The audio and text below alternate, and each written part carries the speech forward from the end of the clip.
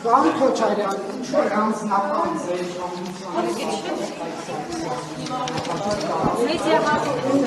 ասել եք, ես սաղում եմ հանձնաժողովի Հրավիրել սիրում է ֆանտազիային զոխտա եւ բնականաբար դժվար թե ինքի հետ կոնտակտ ունենար եւ հանձնաժողովին իջտը բնականաբար լավ կլինի որ այստեղ լինեի, բայց մտության կողիտակ փորձեցի արտահերթ ստանալ, հետո չարեցի։ Թողանային, ես այստեղ չէի, բայց եկա եւ պարզվեց, որ այս օրինագիծը իր կողմից շրջանառության մեջ դրվել է շատ խնդրահարույց է։ Եվ ֆրակցիան դեմքի վերքը նաեւ ինքը։ Այսօր հիշեցրեցի։ Եթե այդքան ես առաջի անգամ դեմ պատմության մեջ, որ մի մարդ իր նախաձեռնության դեմքը վերքը։ Որն էր կարևոր, որ բանակում փողով ազատվեն։ Դե ասում ես sense տենց այդ մարդիկ թողնում դնում են։ Կարևոր է ձեր կճարնի գլացի անգամ, որովհետև ամեն օր քաղաքացիների Դուք շարունակեք Հակսակսյանից հարցազրույցներ։ Դուք հիմա Պաշտոնական հանրաժողովի նախագահի հետ եք խոսում, որը բնականաբար պետք է դեմ լիներ փողով բանակից ազատվելուն։ Չասում այդ տղաները այսպես թե այնպես գնում են։ Որ տղաները ցանկը թողտա այդ որ տղաները։ Ցանկը ասում են զանգում են, ովքեր են զանգում։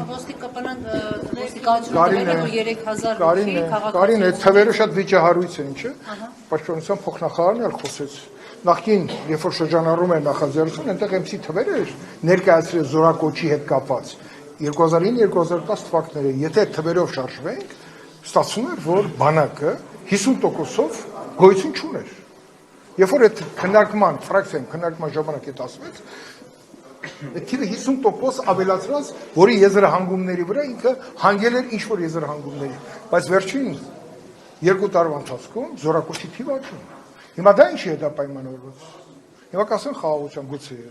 Բայց որ նաև օրենքներ են ընդունել, որը փոխում է միջավայրը,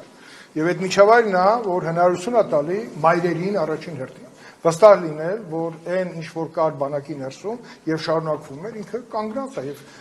մահացան դեպքերի մասին քիչ առաջ լսեցի փոխնախարարը ասեց, քանի դեպքից քանիսն է բանակի ներսում տեղի ունեցել։ Խնդիրներ կան եւ հիմա որ փակ քննարկում ենք անում, այնտեղ էլ բանակի գրավչության հետ կապված, նաեւ չլուծված խնդիր կապված մենք աշխատանքային քննարկում արեցինք, որի արդյունքում շրջանառության մեջ կդրվեն այնպիսի դրվագներ օրենսդրական բացերի լրացման, որը հնարավորություն կտա շարժվել առաջ։ Ամեն օրը խաղաղության պետքա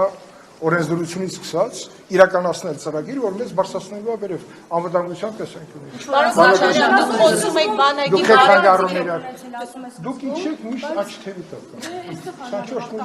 Դուք խոսում այդ որոշում եք ունեցել, բայց հետո ձեր որոշումը ազդել են։ Շարունակեք Հակսակսյանից հարցազրույց։ Ամերիկայից կգան ընդունենք այդ որոշումը, բայց որը որը եկա հակառակ արեցի։ ինքը խնդրել է Դուք որպեսզի դա ծանր եք տարել, շատ որ նիստը դուք չեք վարել։ Պարոն Կիրակոսյան, ես շատ լավ գիտեմ ձեր բեռնագրերի փնտրտուքը, ես ծանր չեմ տարել, ես ծանր տարել եմ լուրջ ես ասում։ Ինչ ես ասում։